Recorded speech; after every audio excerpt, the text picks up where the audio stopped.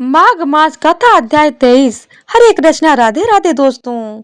तो आज की इस वीडियो में आप लोग सुनेंगे माघ मास महात्म्य का 23वां अध्याय।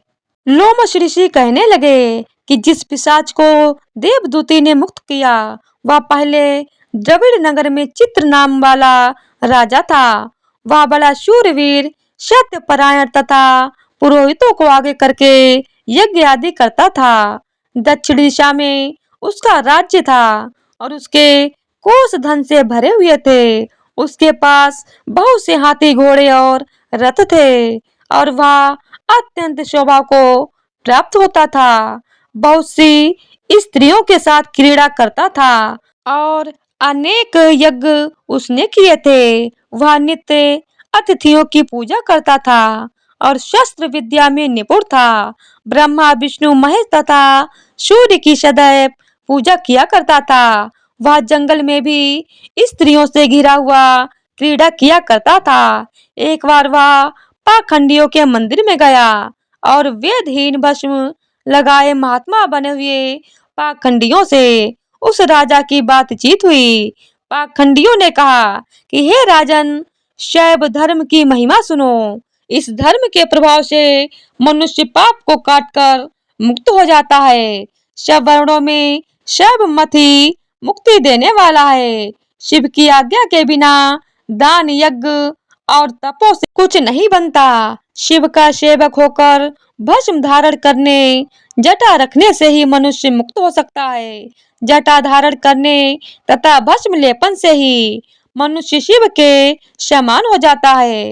इसके बराबर कोई पुण्य नहीं है। जटा भस्म धारण किए हुए सभी योगी शिव के सदृश होते हैं। अंध, जड़, नपुंसक तथा मूर्ख सब जटा से ही पहचाने जाते हैं। शूद्र वर्ण के शैव भी पूजनीय होते हैं। विश्वामित्र क्षत्रिय होकर तब से ब्राह्मण हो गए। वाल्मीकि चोर होकर उत्तम ब्राह्मण हो गए। अतएव शिव पूजन में किसी बात का विचार नहीं है। तब से ही ब्रह्म तत्व प्राप्त होता है, जन्म से नहीं। इस कारण शैव का दर्शन उत्तम है तथा शिव के सिवाय दूसरे देवता का पूजन ना करें। शिव तपस्वी को विष्णु का त्याग करना चाहिए।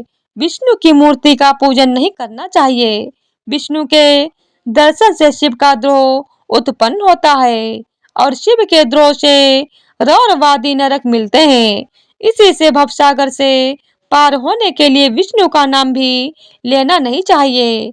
शिव भक्त निशंक होकर जो शिव से प्रेम करता है वह कैलाश में वास करता है, इसमें कुछ संदेह नहीं। इस धर्म का पालन करने वालों का कभी नाश नहीं होता। इस पाखंडी के ऐसे वचन सुनकर राजा ने मोह में आकर उनका धर्म ग्रहण कर लिया और वैदिक धर्म को त्याग दिया। वह श्रुति, स्मृति और ब्राह्मणों की निंदा करने लगा। उसने अपने घर के अग्निहोत्र को बुझा दिया और धर्म के कार्य बंद कर दिए। विष्णु की निंदा और वैष्णवों से द्वेष करने लगा और बोला, कहाँ है विष्णु, कहाँ देखा जाता है, कहाँ रहता है, किसने देखा है। और जो लोग नारायण का भजन करते थे उनको दुख देता था।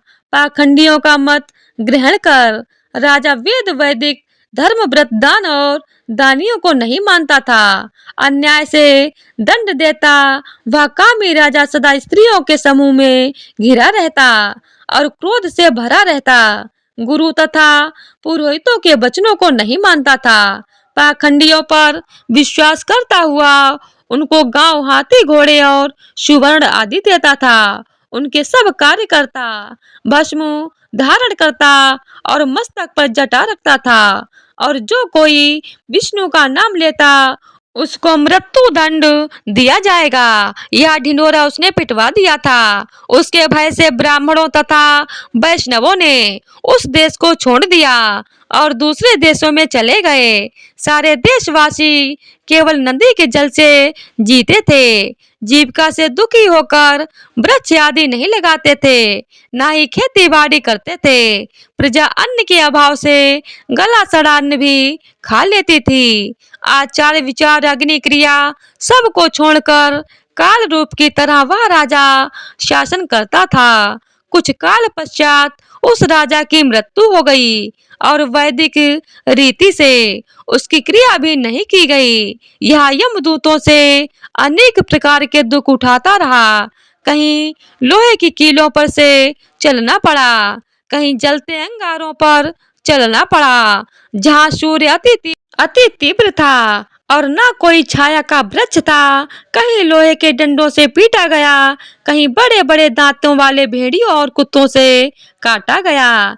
इस प्रकार दूसरे पापियों का हाहाकार सुनता हुआ वह राजा यमलोक में पहुंचा। तो इसी तरह से माघ मास महात्म्य का 23वां अध्याय पूर्ण हुआ। तो प्रेम से बोलिए जय श्री हरि विष्णु। अब आइए श्रवण करते हैं माघ मास में सुनी जाने वाली सीता नितनेम की कथा। यह कहानी सीता माता कहती थी और श्री राम इसे सुना करते थे। एक दिन श्री राम भगवान को किसी काम के लिए बाहर जाना पड़ गया। तो सीता माता कहने लगी कि भगवान, मेरा तो 12 वर्ष का नित्य नियम है। अब आप बाहर जाएंगे तो मैं अपनी कहानी किसे सुनाऊंगी। श्री राम ने कहा कि तुम कुएं की पाल पर जाकर बैठ जाना और वहां जो औरतें पानी भरने आएंगी उन्हें अपनी कहानी सुना देना। सीता माता कुएं की पाल पर जाकर बैठ जाती हैं। एक स्त्री आई, उसने रेशम की जरी की साड़ी पहन रखी थी और सोने का घड़ा ले रखा था। सीता माता उसे देख कहती हैं कि बहन, मेरा 12 वर्ष का नित्यनेम सुन लो। पर वह स्त्री बोली कि मैं तुम्हारा नित्यनेम सुनूंगी तो मुझे घर जाने में देर हो जाएगी और मेरी सास मुझसे लड़ाई करेंगी। उसने कहानी नहीं सुनी और चली गई। उसकी रेशम जरी की साड़ी फट गई, सोने का घड़ा मिट्टी के घड़े में बदल गया। सास ने देखा तो पूछा कि ये किसका दोष अपने सर लेकर आई हो। बहू ने कहा कि कुएं पर एक औरत बैठी थी, उसने कहानी सुनने के लिए कहा, लेकिन मैंने कहानी नहीं सुनी, जिसका यह फल मुझे मिला है। बहू की बात सुनकर अगले दिन वही साड़ी और घड़ा लेकर सास कुएं की पाल पर गई। सास को वही माता सीता बैठी मिली।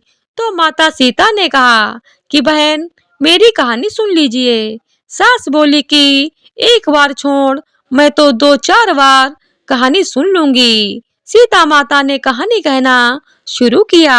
राम आए लक्ष्मण आए, देश के पुजारी आए, नित नेम का नेम लाए, आओ राम बैठो राम, तपी रसोई जियो राम, माखन मिश्री खाओ राम, दूध बतासा पियो राम, सूत के पलका मोठो राम, शाल दुसाला पोठो राम, शाल दुसाला ओढ़ो राम, जब बोलूं जब राम ही राम, राम सवारे सबके काम, खाली घर भंडार भरेंगे, सबका बेड़ा पार करेंगे, श्री राम जय जय राम। सास बोली कि बहन, कहानी तो बहुत अच्छी लगी। कहानी सुनकर सास घर चली गई और उसकी साड़ी फिर से रेशम जरी की बन गई।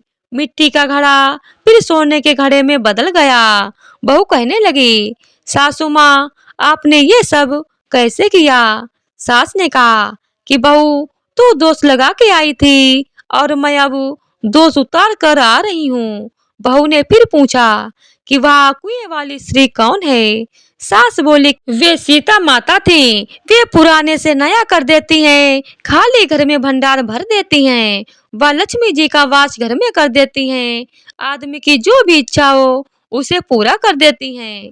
बहू बोली कि ऐसी कहानी मुझे भी सुना दीजिए। सास बोली कि ठीक है, तुम भी सुनो। और सास ने कहानी शुरू की। राम आए लक्ष्मण आए, देश के पुजारी आए, नित नेम का नेम लाए, आओ राम बैठो राम, तपी रसोई जियो राम, माखन मिश्री खाओ राम, दूध बतासा पियो राम, सूत के पलका मोठो राम, शाल दुसाला पोठो राम, शाल दुसाला ओढ़ो राम, जब बोलूं जब राम ही राम, राम सवारे सबके काम, खाली घर भंडार भरेंगे, सबका बेड़ा पार करेंगे, श्री राम जय सिया राम। कहानी सुनकर बहू बोली कि कहानी तो बहुत अच्छी है, सास ने कहा कि ठीक है, इस कहानी को रोज कहा करेंगे। अब सास बहू रोज सवेरे उठती, नहाती धोती और पूजा करने के बाद नित्य नेम की सीता की कहानी कहती। एक दिन उनके यहाँ एक पड़ोस की औरत आई और बोली कि बहन, जरा सी आँच देना। तो वह बोली कि आज तो अभी हमने जलाई ही नहीं। पड़ोसन ने कहा कि तुम सुबह 4 बजे से उठकर क्या कर रही हो? फिर उन्होंने कहा कि सुबह उठकर हम पूजा करते हैं, फिर सीता माता की नित्य नेम की कहानी कहते हैं। पड़ोसन ने उनकी बात सुनकर फिर कहा कि सीता माता की कहानी कहने से तुम्हें क्या मिला? वो बोली कि इनकी कहानी कहने से घर में भंडार भर जाते हैं, सारे काम सिद्ध होते हैं, मन की इच्छा भी पूरी होती है। पड़ोसन कहती है कि बहन, ऐसी कहानी तो मुझे भी सुना दो। वह बोली कि ठीक है, तुम भी यह कहानी सुन लो। राम आए लक्ष्मण आए, देश के पुजारी आए, नित नेम का नेम लाए, आओ राम बैठो राम। सारी कहानी सुनने के बाद पड़ोसन कहने लगी, बहन कहानी तो मुझे बहुत अच्छी लगी। अब वह पड़ोसन भी नित नेम सीता माता की कहानी कहने लगी। कहानी कहने से सीता माता ने पड़ोसन के भी भंडार भर दिए। अब तो पूरे मोहल्ले में नित नेम की कथा चल पड़ी, हर किसी की मनोकामना पूरी होने लगी। हे सीता माता, जैसे आपने उनके भंडार भरे, वैसे ही आप हमारे भी भंडार भरना, कहानी सुनने वाले के भी और कहानी कहने वाले के भी। तो प्रेम से बोलिए सीता माता की जय हो। जय श्री राम। तो अब आइए सुनते हैं विष्णु चालीसा। विष्णु सुनिए विनय सेवक की चितलाए, कीरत कुछ वर्णन करूं दीजिए ज्ञान बताए। नमो विष्णु भगवान खरारी, कष्ट नचावन अकल बिहारी, प्रबल जगत में शक्ति तुम्हारी, त्रिभुवन फैल रही उजियारी। सुंदर रूप मनोहर सूरत, सरल स्वभाव मोहिनी मूरत, तन पर पीताम्बर यति शोभत, बैजंती माला मन मोहत। शंकर चक्र कर गदा विराजे, देखत दैत्य असुर दल भाजे। सत्य धर्म मद लोभ न गाजे, काम क्रोध मद लोभ न छाजे। संत भक्त सज्जन मन रंजन, अदनुज असुर दुष्टन दल गंजन। सुख उपजाए कष्ट सब भंजन, दोष मिटाए करत जन सज्जन। पाप काट भव सिंधु तारण, कष्ट नाश कर भक्त उबारण। करत अनेक रूप प्रभु धारण, केवल आप भक्ति के कारण। धरनि धेनु बन तुम ही पुकारा, तब तुम रूप राम का धारा। भार उतारे असुर दल मारा, रावण आदि को संहारा। आप बरहा रूप बनाया, राक्ष को मार गिराया। धर्म तस्य तन सिंधु बनाया, 14 रत्नन को निकलाया। अमिल के असुरन द्वंद्व मचाया, रूप मोहिनी आप दिखाया। देवन को अमृत पान कराया, असुरन को छवि से बहलाया। कूर्म रूप धर सिंधु मझाया, 15 अंचल गिरि तुरत उठाया। शंकर का तुम फंद छुड़ाया, भस्मासुर को रूप दिखाया। वेदन को जब असुर डुबाया, कर प्रबंध उन्हें ढूंढवाया। मोहित बनकर खलहि नचाया, उसही कर से भस्म कराया। असुर जलंधर अति बलदाई, शंकर से उनकी न लड़ाई। हार पार शिव शकल बनाई, कीन सती से छल खल जाई। सिमरन कीन तुम्हें शिवरानी, बतलाई सब विपत्ति कहानी। तब तुम बने मुनीश्वर ज्ञानी, वृंदा की सब सुरति भुलानी। देखत 3 धनुज शैतानी, वृंदा आए तुम्हें लपटानी। हो स्पर्श धर्म क्षतिमानी, हना सुरूर शिव शैतानी। तुमने ध्रुव प्रहलाद उबारे, हिरण्यकुश आदि के खल मारे। गणिका और अजामल तारे, बहुत भक्त भव सिंधु तारे। हरऊ सकल संताप हमारे, कृपा करऊ हरि सिरजन हारे। देखो मैं निज दर्श तुम्हारे, दीन बंधु भक्तन हितकारे। चाहते आपका सेवक दर्शन, करहु दया अपनी मधुसूदन। जानू नहीं योग्य जप पूजन, होई यज्ञ स्तुति अनुमोदन। शील दया संतोष सुलक्षण, विदित नहीं प्रत बोध विलक्षण। करहूँ आपका किसी विधि पूजन, कुमति विलोक होत दुख भीषण। करहूँ प्रणाम कौन विधि सुमिरन, कौन भांति मैं करहूँ समर्पण। सुर मुनि करत सदा सेवकाई, हर्षित रहत परम गति पाई। दीन दुखिन पर सदा सहाई, निज जन जान लेव अपनाई। पाप दोष संताप नशाओ, भव बंधन से मुक्ति कराओ। सुख संपत्ति दे सुख उपजाओ, निज चरणन का दास बनाओ। निगम सदा ये विनय सुनावे, पढ़े सुने सो जन सुख पावे। तो प्रेम से बोलिए विष्णु भगवान की जय हो। ओम नमो भगवते वासुदेवाय नमः। तो आज की वीडियो अगर आप लोगों को पसंद आई हो तो वीडियो को लाइक शेयर और चैनल को सब्सक्राइब कर दीजिएगा। धन्यवाद।